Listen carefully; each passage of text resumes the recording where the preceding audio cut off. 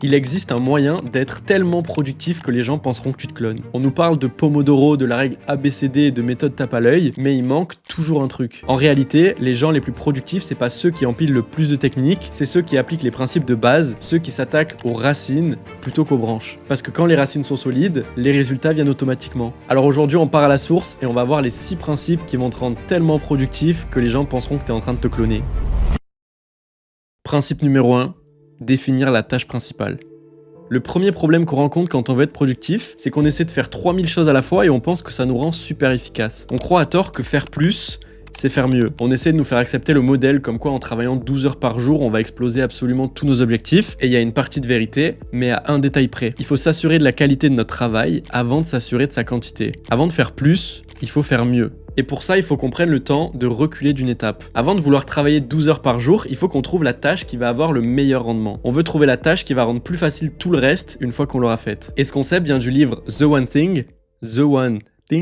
Bon, pour trouver cette tâche, on peut se poser la question, quelle est la chose essentielle que je peux faire de telle sorte qu'en la faisant, tout le reste deviendra plus simple, voire inutile. Et si cette question est si puissante, c'est parce qu'elle applique d'un côté la loi de Pareto, 20% de nos actions amènent à 80% de nos résultats, et elle colle aussi d'autre part parfaitement avec le tableau des priorités. Parce que si on faisait un tableau des tâches, on pourrait les classer en 4 catégories selon leur urgence et leur importance. Pas importante, pas urgente, pas importante, urgente, importante, pas urgente, et importante et urgente. Et se poser la question de la tâche principale, ça permet de se concentrer uniquement sur la partie importante du tableau. Et ma productivité a plus rien à voir depuis que je me suis mis à appliquer ça. Pour prendre l'exemple de cette chaîne YouTube, avant je me mettais sur l'ordi, je regardais mes mails, je regardais les vidéos d'autres gens, je réfléchissais à des idées de concepts, je regardais la meilleure photo de profil, la meilleure bannière ou quoi que ce soit, sauf que j'avais toujours publié aucune vidéo. Et un jour je suis tombé sur cette question, quelle est la chose essentielle que je peux faire qui rendra tout le reste plus simple, voire inutile? Et la réponse était complètement évidente, poster des vidéos. Si possible, meilleure que la précédente. Et là, tous les trucs bidons comme la bannière, la photo de profil, le meilleur concept, la meilleure forme de vidéo, tout ça va devenir complètement inutile. Parce que 20% des tâches donnent 80% des résultats. Et ce même principe peut s'appliquer dans tous les domaines de notre vie. Pour avoir un beau corps, il faut manger bien et faire du sport. Pour être moins timide, il faut parler à plus de gens. Pour développer ses réseaux, il faut poster des vidéos. Pour rencontrer la femme de sa vie, il faut rencontrer plus de gens, etc., etc. Et en disant ça, je me rends compte que c'est tellement élémentaire et basique que ça paraît presque débile. Sauf que si on regarde de plus près, si on a tant de mal à se concentrer là-dessus, c'est parce que la tâche qui va nous apporter le plus de résultats, c'est aussi la tâche la plus difficile et la plus inconfortable. C'est pour ça qu'il y a encore une question qui est super intéressante à se poser. Quelle est la tâche que je suis en train d'éviter et qui résoudra mon problème si je me mets à la faire? En fait, on passe trop de temps à essayer de se rassurer qu'on est en train d'avancer en faisant des tâches secondaires pas vraiment utiles. On regarde des tutos, on planifie des trucs et en fait, on perd du temps pour les tâches qui comptent vraiment. Mais on va passer au principe numéro 2, avaler le crapaud. On vient de voir que la tâche la plus importante à faire est aussi celle qui a le plus de chances d'être évitée. Bizarrement, dans la psychologie humaine, toutes les choses qui vont provoquer les plus grands changements sont aussi toutes les choses qu'on va repousser le plus possible au lendemain. Parce qu'on aime bien notre confort, mais pour vraiment avancer, il faut s'aventurer dans l'inconnu. Pour résoudre ce problème, on va faire la tâche la plus importante en priorité chaque jour. On va avaler le crapaud en premier. Parce qu'en commençant par cette tâche, tout va devenir beaucoup plus facile toute la journée. Au lieu de passer la journée avec le stress, à la garder en tête, à la repousser encore et à nous dire à chaque fois putain, c'est vrai qu'il y a cette tâche qu'il faut que je fasse, vas-y, je la ferai plus tard. Le deuxième principe de productivité, c'est de faire cette tâche la plus importante avant toute autre tâche de notre journée. Et c'est confirmé par un bon nombre de livres, parce qu'une fois que c'est fait, notre journée, en fait, elle est déjà gagnée. Techniquement, on pourrait aller se coucher, on a déjà fait ce qu'on avait à faire. Et c'est presque trop beau quand j'en parle, mais je suis sûr que ça t'a déjà fait ça. Au début de la journée, t'as eu une pulsion productive, tu t'es mis à faire des papiers, et après, ça t'a chauffé à faire tout le reste. T'as voulu aller à la salle, t'es allé à la banque, t'as réglé des soucis, t'as avancé sur un projet, tout s'est accumulé comme ça. Et t'as réalisé plus de tâches en une matinée que toute la semaine précédente, parce qu'en commençant par cette tâche principale, tu débloques ce qu'on appelle le winner effect. Vu qu'on a été productif dès le début, on va avoir tendance à vouloir rester cohérent et rester productif toute la journée. On va débloquer une sorte de mindset productif. Donc il y a de fortes chances qu'après avoir fait notre tâche, c'est notre journée entière qui devient productive. Mais comme on l'a vu tout à l'heure, c'est pas si facile parce que cette tâche est aussi la tâche qu'on a tendance à le plus éviter. Il y a aussi des fois où on peut pas se le permettre, on a un travail, on a des études, on a des enfants et on est obligé de les remettre à plus tard. Et c'est pas grave, ça veut pas dire qu'on est des grosses larves, on a tous des contraintes différentes dans nos vies, mais je pense qu'il faut quand même réussir à garder cette citation le plus possible en tête. Un mur ne se construit pas en regardant les briques. Ne remets pas à demain ce que tu veux faire maintenant, sauf si tu veux que demain ressemble à aujourd'hui. Troisième étape pour devenir si productif que les gens penseront que tu te clones, le deep work. Savoir se concentrer profondément sur une tâche est directement lié à la qualité des résultats que tu auras dans ta vie. Il y a même une équation pour ça dans le livre Deep Work. Travail d'excellente qualité égale temps passé fois intensité de la concentration. On a vu que plus ne veut pas dire mieux quand on se concentre sur les mauvaises tâches, mais on va voir aussi que plus ne veut pas dire mieux quand on n'arrive pas à se concentrer sur la bonne tâche. Comme d'habitude, il y a des centaines de méthodes pour apprendre à mieux deep worker, mais nous on va se concentrer encore une fois sur les principes de base. Dans notre équation du travail d'excellente qualité, le temps passé dépend de chacun, donc on va plutôt chercher à améliorer la partie concentration de l'équation. Et on va faire ça à partir de deux solutions très simples: supprimer les distractions et entraîner notre concentration. Supprimer les distractions, ça part du principe que si on n'arrive pas à se concentrer, c'est parce qu'on est en train de jongler H24 entre travail et distraction. Et ça va avoir un impact catastrophique sur la qualité de notre travail et on va jamais vraiment réussir à travailler correctement. Et ensuite, on va avoir tendance à chercher des techniques et des hacks pour améliorer notre productivité, mais ça va jamais marcher parce que nos racines sont pas bonnes et on essaie de travailler sur les branches. On n'a pas besoin d'ajouter, on a besoin de supprimer. C'est là qu'on peut retourner le game et reposer la question: quelle est la seule tâche qui rendra le fait de supprimer mes distractions plus facile?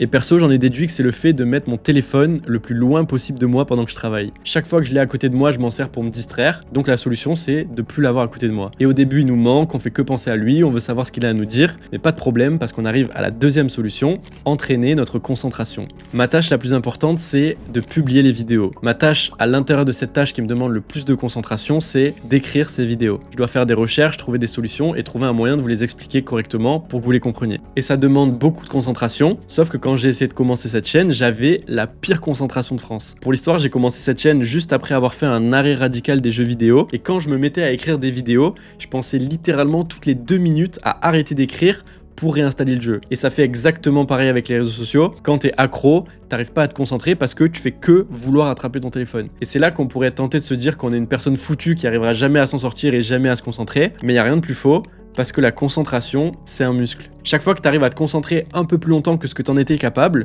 tu fais grossir ce muscle. Et la plupart des gens abandonnent parce qu'ils se disent qu'ils vont tout arrêter et se mettre à travailler 6 heures d'affilée, sauf qu'ils sont encore accros aux jeux vidéo, aux réseaux sociaux ou quoi que ce soit. Et ça marche pas parce que leur muscle de la concentration est comme ça. C'est comme un mec qui vient de s'inscrire à la salle et qui veut soulever 200 kg développé couché. Ça marchera jamais. Donc la solution, c'est de commencer petit pour entraîner le muscle de la concentration. Au début, tu peux essayer de te concentrer 30 minutes et ça va être une catastrophe, mais le but de ton deep work au début, ça va même pas être d'être productif, ça va être de te prouver et de travailler ton muscle comme quoi tu es capable de travailler et de rester concentré sur une seule tâche. Ça veut dire qu'en travaillant, tu vas avoir l'idée d'attraper ton tel ou quoi que ce soit, et à chaque fois que tu résistes une fois de plus à cette idée sans attraper ton téléphone, t'as travaillé un petit peu plus ton muscle de la concentration. Et perso, j'ai fonctionné comme ça et maintenant j'arrive à avoir des sessions de 2, 3, 4 heures sans distraction parce que mon muscle est mieux entraîné qu'avant. Déjà de base, j'ai plus mon tel à côté de moi, l'idée des jeux vidéo est complètement sortie de ma tête et même si jamais des fois j'ai des pulsions pour attraper mon téléphone, j'ai appris à y résister beaucoup mieux. Bref, je ferai une vidéo beaucoup plus poussée sur le deep work. D'ailleurs, tu peux t'abonner à la chaîne si cette vidéo est en train de t'aider. Ça permet de me soutenir et toi, tu auras plus de vidéos comme ça, donc c'est gagnant-gagnant.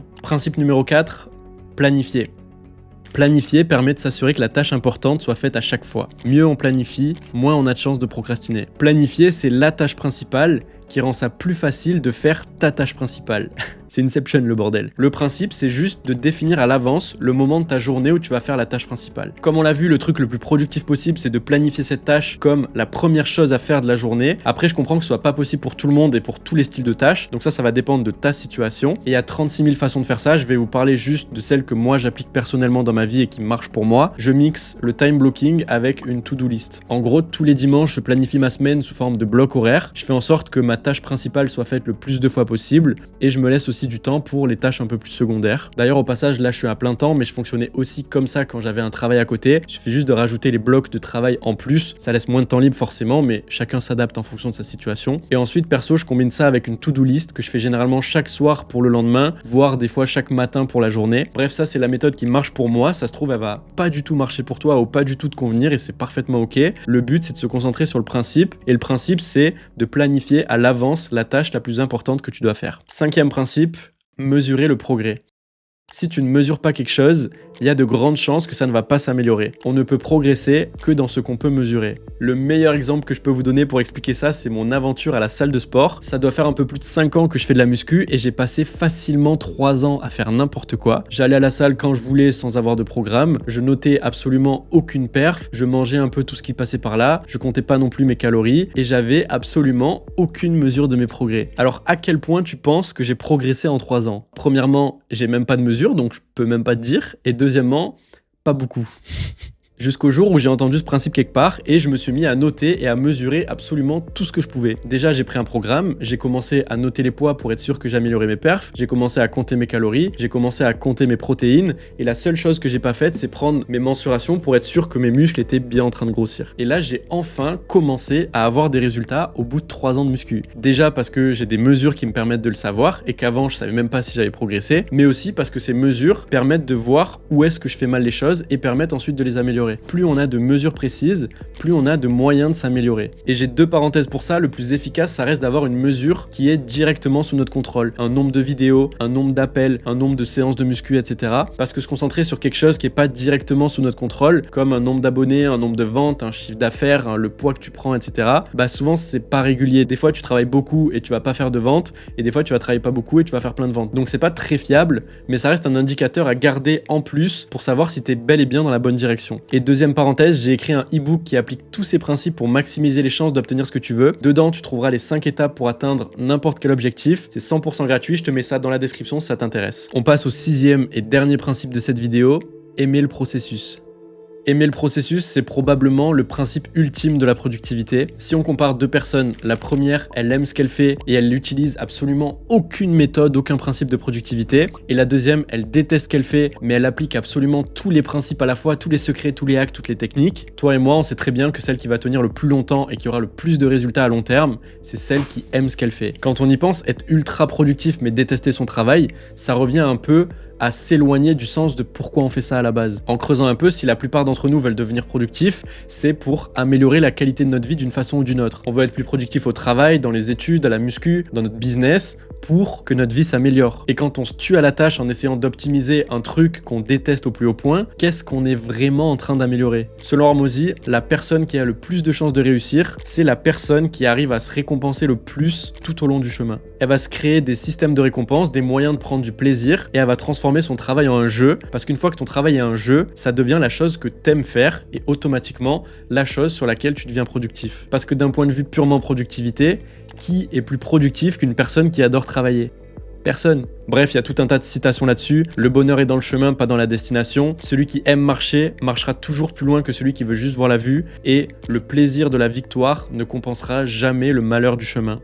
Pour résumer tout ça, en premier, on définit la tâche importante. En 2, on commence par la tâche importante. En 3, on fait cette tâche efficacement. En 4, on s'assure que cette tâche va bien être faite. En 5, on s'assure que cette tâche nous fasse bel et bien progresser. Et en 6, on kiffe le processus parce qu'au final, c'est tout ce qui compte. Merci de m'avoir tenu compagnie jusqu'ici. Avec ces 6 principes, tu vas devenir tellement productif que les gens penseront que tu te clones. Pense à t'abonner si la vidéo t'a été utile. Je te mets l'e-book dans la description et tu peux aller voir cette vidéo-là pour continuer ton élan sur la productivité et exploser tes objectifs.